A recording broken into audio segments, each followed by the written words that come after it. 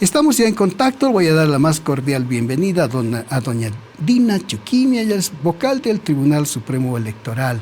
Vocal, ¿cómo está? Buen día, Antonio le saluda, un placer que esté aquí con nosotros en La Razón. Antonio, ¿cómo está? Muy buenos días a todas y todos. Bueno, a través suyo, a los amigos que nos están viendo a través de la radio, La Razón Radio. Vocal, hay algo que está preocupando seguramente a ustedes más que a ninguna otra persona en el país, esto de las elecciones judiciales. El tiempo corre, apremia y no hay todavía una luz al final del túnel. Ustedes habían dicho la anterior semana de que hasta el 6 de julio tendría que salir la nueva convocatoria y si no tendríamos problemas. Explíquenos, por favor, vocal. Bueno, ha sido la percepción del colega vocal que en este momento está en ejercicio de la presidencia. Bueno, y hemos empezado a analizar el tema. Bueno, de manera personal le digo porque oficialmente no hay un análisis o reflexión respecto a este tema en la sala plena, ¿no? Sin embargo, sí, tomando algunas previsiones que nos da la ley, y me voy a referir a la ley 1513 del 5 de junio de 2023, esta ley otorga al Tribunal Supremo Electoral, al órgano electoral en su conjunto, la organización y realización de la votación popular con una duración de hasta 100 días calendario, es decir, que nosotros tendríamos que adecuar nuestro calendario electoral, este tiempo, ¿no?, de hasta 100 días calendario para ejecutar las elecciones judiciales 2023. En ese entendido, sí existe la preocupación, y creo que la preocupación de otros colegas vocales es la misma, en el entendido de que los plazos cada vez se acortan más, no tanto en este momento para el tribunal.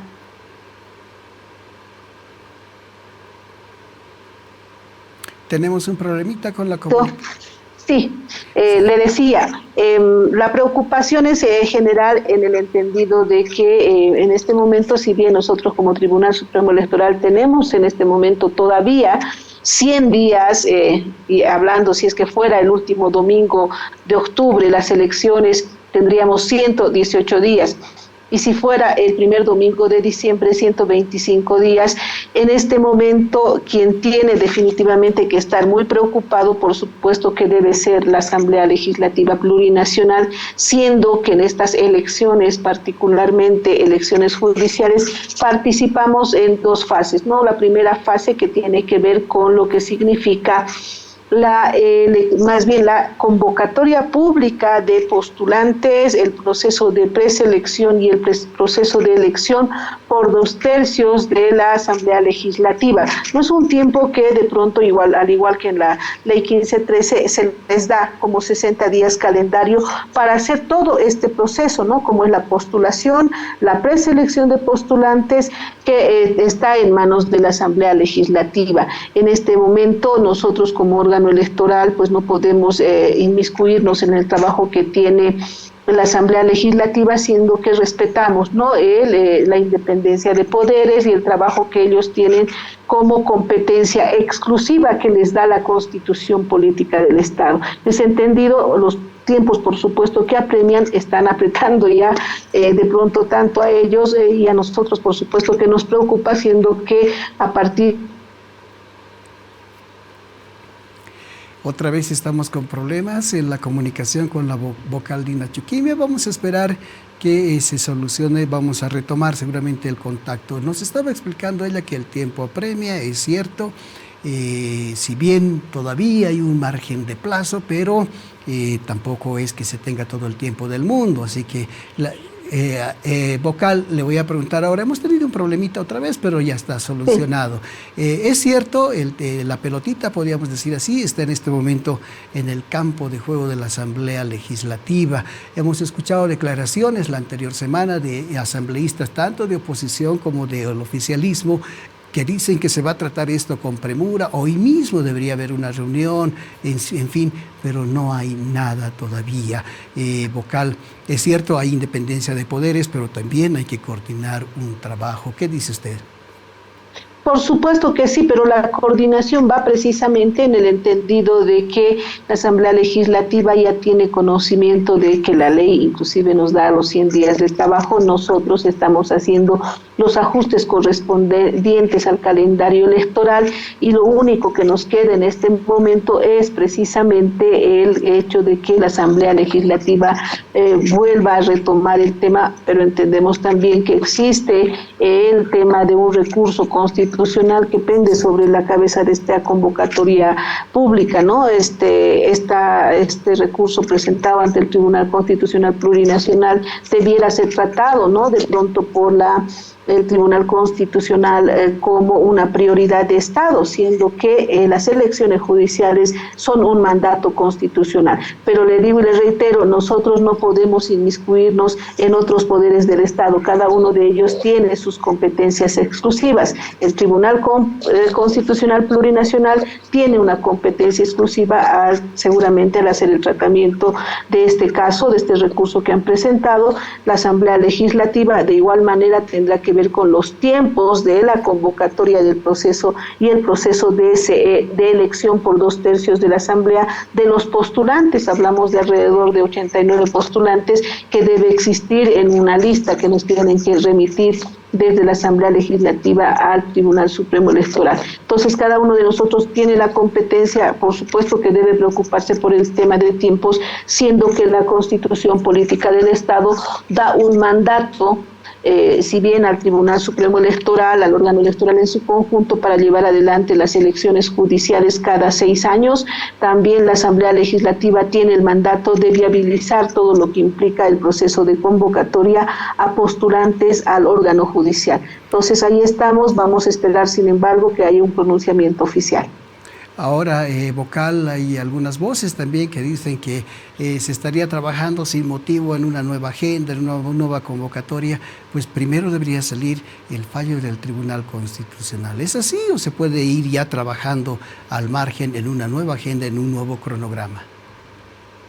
Como les digo y les reitero, Antonio, cada uno de los órganos del Estado, que en este momento son 4 órganos del Estado, tiene sus competencias exclusivas, ¿no? Yo no voy a remitirme a un análisis del trabajo que pueda realizar el Tribunal Constitucional o la Asamblea Legislativa, sino que ellos tienen que trabajar en el marco de las competencias exclusivas que le da la Constitución Política del Estado. Nosotros como órgano electoral hacemos elecciones, ejecutamos elecciones, nada más que en este caso particular de las elecciones judiciales tenemos el concurso primero o la primera fase a cargo de la Asamblea Legislativa. ¿Hasta cuándo ahora se puede esperar, vocal, ya enfocándonos en el trabajo exclusivo que ustedes hacen? Se habló de 100 días, es lo mínimo, de repente en algún momento tengan también ustedes que ajustar plazos. ¿Cuál sería el tiempo prudente como para que ustedes puedan realizar con tranquilidad este trabajo? En este momento tenemos el tiempo prudente todavía y hablamos de un plazo, si es que fuera en el último domingo de octubre o en la primera semana de diciembre, pues teníamos que basarnos en 100 días de trabajo, donde por supuesto se contempla el inicio o la apertura del padrón electoral. Hablamos de un padrón electoral que en este momento está consolidado en 7.350.000 aproximadamente. De esos 7.350.000 van a ir a votar alrededor de 7 millones y algo más, dependiendo de la apertura del padrón que tengamos en proceso electoral. Vamos a tener que reducir a menos tiempo el empadronamiento masivo de ciudadanos cuando hablamos de procesos electorales de alcance nacional. Luego tenemos, por supuesto, lo que implica la presentación, más bien la recepción de la lista de postulantes, que es ahí donde de pronto empalma el trabajo de lo que vaya a realizar la Asamblea Legislativa, y a partir de ello nosotros, por supuesto, con la lista de postulantes en mano, tenemos otro trabajo mucho más grande, como es el hecho de mandar a la imprenta la elaboración y producción de más de 7 millones de papeletas electorales, considerando que además las papeletas electorales van a ir en circunscripción nacional, 7 millones, y en circunscripción departamental otro tanto. Entonces, sí tenemos que prever todas estas situaciones, pero no podemos avanzar avanzar si es que no tenemos una lista en mano, porque tenemos que hacer el sorteo de ubicaciones de cada uno de los candidatos al Tribunal Supremo de Justicia, al Tribunal Agroambiental, al Consejo de la Magistratura y por supuesto al Tribunal Constitucional Plurinacional. Entonces es como un reloj, una maquinaria electoral que desde el día en que se lance la convocatoria, la maquinaria electoral ya no puede parar, y es por eso que en la Asamblea Legislativa también debe comenzar o estará tal vez ya preocupada respecto al cumplimiento de algunos plazos que se tienen, y particularmente lo que a nosotros nos interesa es el hecho de que la lista de postulantes llegue al Tribunal Supremo Electoral para encarar lo que van a ser las elecciones judiciales 2023, no elecciones judiciales que son un mandato constitucional y que hay que reiterar que el 2 de enero 2024 las actuales autoridades judiciales cumplirán un mandato constitucional de 6 años. No más allá del análisis, de otro análisis no puedo hacerlo porque nosotros trabajamos en el nivel técnico, cumplimientos de plazos en un proceso electoral como el que se avecina para este año, ¿no? Un proceso electoral, antes habíamos dicho el último domingo de octubre, pero que estamos preveyendo que se pueda realizar el primer domingo de diciembre. Le voy a cambiar de tema, esperemos que esta semana haya noticias sobre eso, Vocal, y que a vez se pueda reencaminar este proceso de las elecciones judiciales. Tengo entendido, Vocal, que también ha habido una reunión del Comité de Género de Lucha contra la Violencia Política. Es algo también que nos ha preocupado. Hemos tenido un caso, yo diría, ya hasta simbólico en la ciudad de Santa Cruz, donde una asambleísta ha sido brutalmente golpeada en el piso, pero también han habido otros casos que no necesariamente han llegado a la violencia, pero que sí representan esto que casi se está naturalizando, Vocal. ¿Qué se ha tratado en esta reunión? ¿Qué conclusiones nos puede ofrecer? Bueno, nos hemos sorprendido. Por un lado, hemos llevado adelante una reunión nacional donde nos hemos reunido con los comités de género de los 9 departamentos del país para hacer un análisis y evaluación de los avances que hemos tenido en lo que respecta a la promoción y difusión de la Ley 243. Hemos hecho un relevamiento de información y podemos indicar que como Tribunal Supremo Electoral a la fecha hemos recibido, si me permite darles algunos datos. Claro que sí, por favor. 90 denuncias oficialmente, pero entre la gestión 2021 y 2023, no siendo La Paz el departamento con mayor incidencia de denuncias por acoso y violencia política. Chuquisaca en estos 3 años, entre el 3 de mayo de 2021 y la fecha, tienen 6 denuncias oficiales, La Paz 35 denuncias oficiales, Cochabamba 8 denuncias oficiales, Oruro 8 denuncias, Potosí 8, Tarija 4, Santa Cruz 13 casos que se han incrementado con el último caso que se ha dado en el caso de la asambleísta Muriel Cruz. En Beni 6, en Pando 2, que hacen un total de 90 denuncias por acoso y violencia política que han ido al Ministerio Público. Pero también se han presentado entre el 2021 y 2023, 183 renuncias de mujeres que en algún momento ostentaban el cargo de asambleístas departamentales o concejalas municipales. No hay que recordar que estos datos, por ejemplo, sí nos alarman en el entendido de que, si bien son datos que están en nuestros registros del Tribunal Supremo Electoral, también las denuncias han llegado al Ministerio Público, han llegado al Defensor del Pueblo, han llegado al Ministerio de Justicia de forma directa, con los que suman un poco más de 500 casos en los últimos 10 años, un poco más de 10 años que tiene vigencia la Ley 243. Y nos sorprende, Antonio, en el entendido de que en estos 10 años de vigencia de la Ley 243, pues hayan salido solamente 3 sentencias por acoso y violencia política, 2 sentencias que se las han dado en años pasados y una última sentencia que ha salido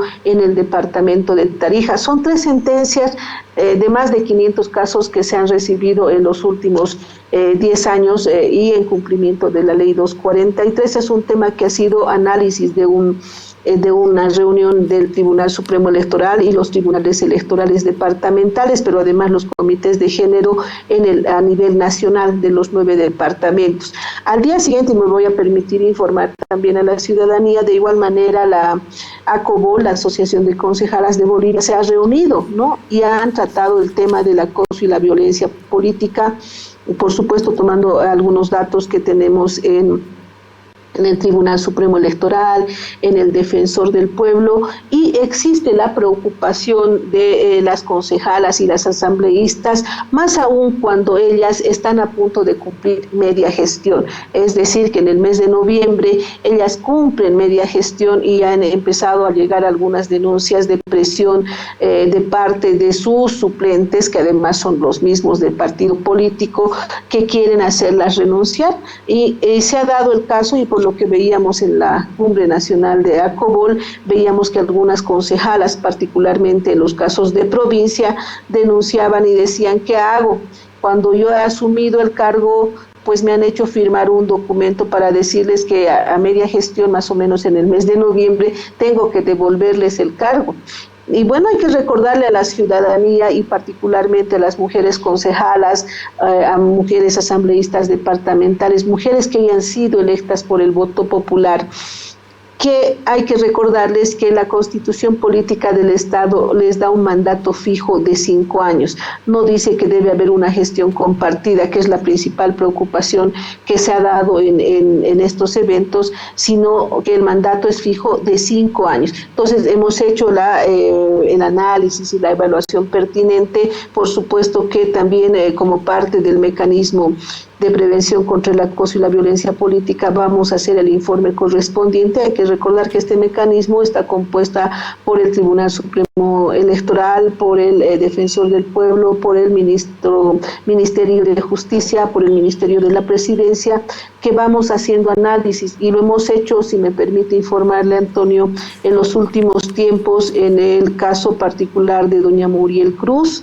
en el caso de las 2 concejalas del municipio de Cochabamba que han pedido medidas de protección, y por supuesto en el último caso también se ha visto el caso de doña Eliana Paco aquí en la ciudad de La Paz, y lo lamentable es ese, ¿no? Y llama la atención que en menos de un mes se hayan recibido tres casos de denuncia de mujeres que han sido electas como concejalas municipales. Entonces sí estamos viendo la forma de prevenir, y por supuesto que lo vamos a seguir haciendo, acudiendo a los consejos municipales. Si bien hasta ahora solamente hemos ido capacitando en la ley 243 a mujeres concejalas o asambleístas departamentales o nacionales, ahora nos toca sentarnos a hablar también con los varones, porque a veces los principales acosadores son varones. No se salva alguna que otra mujer, pero particularmente en los análisis y estudios que hacemos, las denuncias van contra sus colegas varones, que son los suplentes particularmente, que quieren hacerlas renunciar para asumir la titularidad. Y hay que recordar a las concejalas, a las asambleístas departamentales, que la renuncia de las mujeres electas por el voto popular no es una renuncia fácil. Ellas tienen que hacer, si es que quieren en algún momento renunciar, tiene que ser una renuncia voluntaria, y tienen que presentarse personalmente ante el Tribunal Supremo Electoral. De otra forma, no existe la posibilidad de reconocer esa renuncia y habilitar a su suplente.